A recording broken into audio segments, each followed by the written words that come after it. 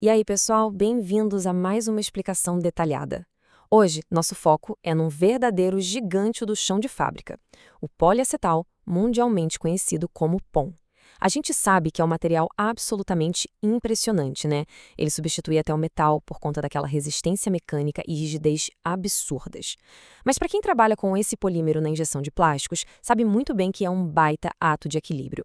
O POM é extremamente sensível ao calor e ao tal do cisalhamento. Um errinho bobo ali no ajuste e o material degrada numa velocidade assustadora.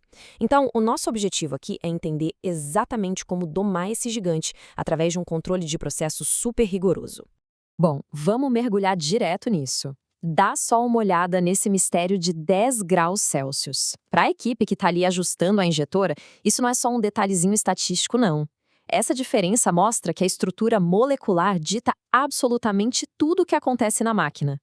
Esses 10 graus separam dois mundos de comportamento que definem literalmente a linha tênue entre uma peça perfeita e uma falha total na injeção. E a nossa rota de hoje é bem direta. Vamos passar por 1. O gigante da engenharia. 2. Parâmetros ideais de injeção. 3. O temido perigo do cisalhamento. 4. Os principais defeitos e soluções. E, para fechar, a nossa dica de ouro.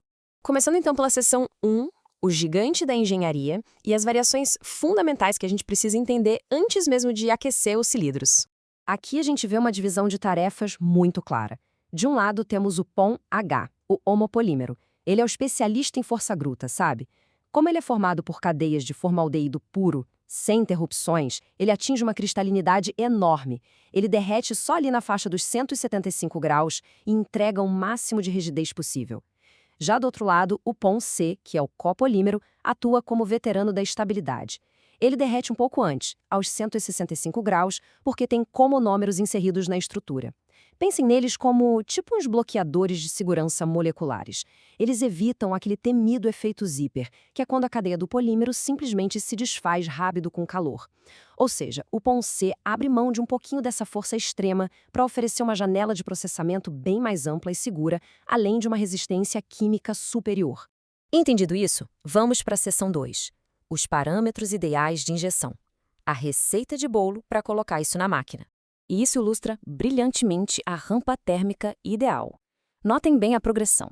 A zona de alimentação tem que começar ali em 170 graus Celsius, subindo para 180 na zona de compressão, 190 na dosagem e chegando no máximo a 200 graus lá no bico. A temperatura da massa fundida, pessoal, precisa ficar estritamente entre 190 e 210 graus, sem exceções. Como o pão é hipersensível, passar dessa marca de 210 ou deixar o material cozinhando muito tempo no cilindro é pedir para o plástico se decompor de forma severa.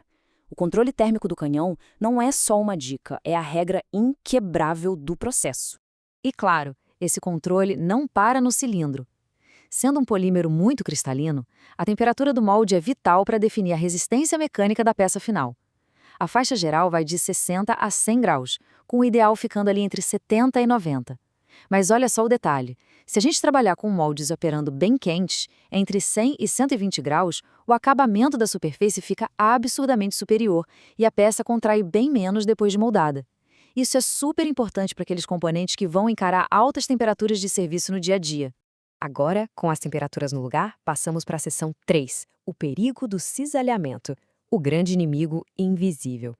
Então, o que é o cisalhamento na prática? Basicamente, é aquele atrito intenso durante a injeção. Pense no que acontece quando a gente esfrega as mãos muito, muito rápido. Gera um calor enorme, certo? Como o POM reage muito mal a excessos, essa fricção age como um superaquecedor interno e literalmente queima as moléculas. Isso rompe as cadeias do polímero. E o pior, o subproduto dessa quebra é a liberação de gás formaldeído. Se o bico da injetora estiver bloqueado, essa pressão de gás acumulada pode causar até acidentes graves na máquina. É uma reação perigosíssima. Para combater esse atrito, a gente precisa olhar para os números. Primeiro, a contrapressão tem que ficar no mínimo possível, de preferência abaixo de 200 bar. A velocidade periférica da rosca durante a plastificação, idealmente, fica ali entre 150 e 200 milímetros por segundo.